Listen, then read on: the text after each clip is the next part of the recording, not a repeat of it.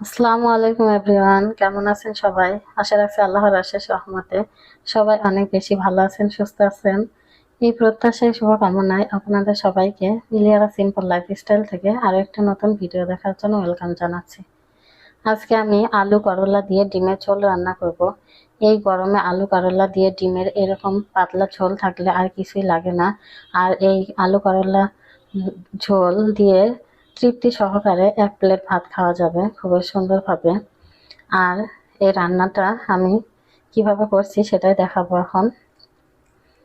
আমি প্রথমে 4টা মিডিয়াম সাইজের করলা কেটে নিয়েছি। দেখেন, একটা করলা মাঝখান থেকে ফালি করে আমি 6 পিস করে নিয়েছি, এভাবে লম্বা লম্বা করে।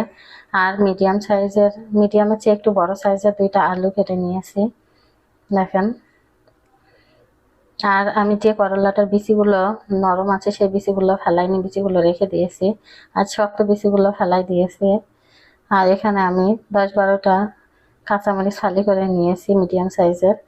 আর 1 চিমটি পরিমাণে ভাজা জিরা গুঁড়া, আর 1/2 চা চামচ ধনিয়া গুঁড়া, 1/2 চা চামচ হলুদের গুঁড়া, আর 1 চা চামচ লবণ। আর আমি ভাজা জিরা গুঁড়াটা নিয়েছি। আপনারা কাঁচা জিরা বা কাঁচা জিরা বাটাটা নিতে পারেন, সমস্যা নেই, যে কোনো একটা হলেই হবে।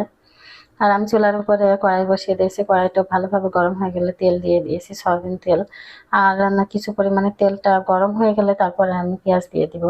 পেঁয়াজটা একটু ভাজা ভাজা করে নিয়েছি।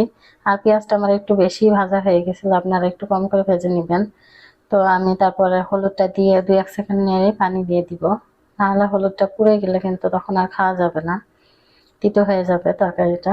তো আমি বাকি মশলাগুলো দিয়ে এখন সবকিছু দিয়ে এখন আমি নেড়ে নিব।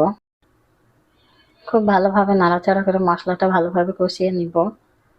আর পুরো পানিটা দেখেন শুকিয়ে গিয়েছে, আর মশলা থেকে তেলটা উঠে এসেছে। আমার মশলাটা খুব ভালোভাবে কষানো হয়ে গেছে। এখন আমি কিছু পরিমাণে পানি দিয়ে দিলাম। পানিটা দিয়ে আমি এখন করলা আর আলুগুলো দিয়ে দিব। এখন আমি খুব ভালোভাবে করলা আলুগুলো নেড়ে নিব। ভালোভাবে নাড়াচাড়া করে আমি ঢাকনা দিয়ে ঢেকে দিব।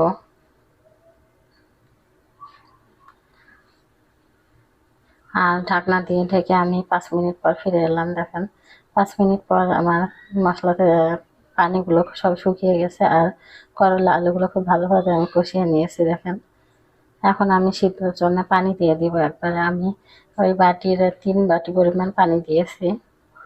বাটিটা ছোট, তো আমি 3 বাটি পরিমাণে পানি দিয়েছি একবারে সিদ্ধর জন্য। পানিটা দিয়ে আমি খুব ভালোভাবে নেড়ে চেড়ে নিব। এবার আমি ঢাকনা দিয়ে ঢেকে দিব আবারও। আমি ঢাকনা দিয়ে ঢেকে 8 মিনিট সিদ্ধ করে নিয়েছি। দেখেন, আমার করলা আলুটা খুব ভালোভাবে সিদ্ধ হয়ে গেছে। আর এদিকে আমার রান্নাটা প্রায় শেষের দিকে, খুব সুন্দরভাবে সিদ্ধ হয়ে গেছে। এখন আমি 3টা ডিম সিদ্ধ করে একটু 1 চিমটি পরিমাণে হলুদ আর 1 চিমটি লবণ দিয়ে আমি তেলের উপরে একটু ভেজে নিয়েছি ডিম 3টা। এখন ডিম 3টা দিয়ে দিলাম। এখন আর ঢাকনা দিয়ে ঢেকে দিব না, আমি ঢাকনা ছাড়াই 5 মিনিট ফুটিয়ে নিব। মিডিয়ামের চেয়ে একটু কম রাগ করে রেখে আমি 5 মিনিট ফুটিয়ে নিয়েছি। দেখেন, রান্নাটা আমার শেষ হয়ে গেছে। আর লবণটা আপনারা চেখে দেখবেন ঠিক আছে কিনা, যদি কম থাকে তো লবণটা একটু দিয়ে নেবেন। এখন আমি ভাজা জিরা গুঁড়া 1/2 চা চামচ ভাজা জিরা গুঁড়া উপর দিয়ে ছিটিয়ে দিব। আর আমার রান্নাটাও কমপ্লিট হয়ে গেছে। এভাবে আপনারা রান্না করে কিন্তু তৃপ্তি সহকারে গরম ভাতের সাথে খেতে পারবেন। আর গরমের সময় এরকম একটা করলার ঝোল থাকলে কিন্তু আর কিছুই লাগে না। স্বাস্থ্যের জন্য খুবই উপকারী এই তরকারিটা। আপনারা বাসায় বানিয়ে একবার হলেও খেয়ে দেখবেন। এই ছিল আজকে আমার ভিডিও। আপনাদের কাছে যদি ভালো লাগে থাকে প্লিজ একটা লাইক, কমেন্ট এবং শেয়ার করে দিবেন। আর চ্যানেলটি সাবস্ক্রাইব করে পাশে থাকবেন। আজ এই পর্যন্তই। সবাই ভালো থাকবেন, সুস্থ থাকবেন, সবাই সবার জন্য দোয়া রাখবেন। আপনাদের সবার জন্য আমার অনেক অনেক দোয়া ভালোবাসা রেখে এখানে বিদায় নিচ্ছি। আল্লাহ হাফেজ। আসসালামু আলাইকুম ওয়া রাহমাতুল্লাহ।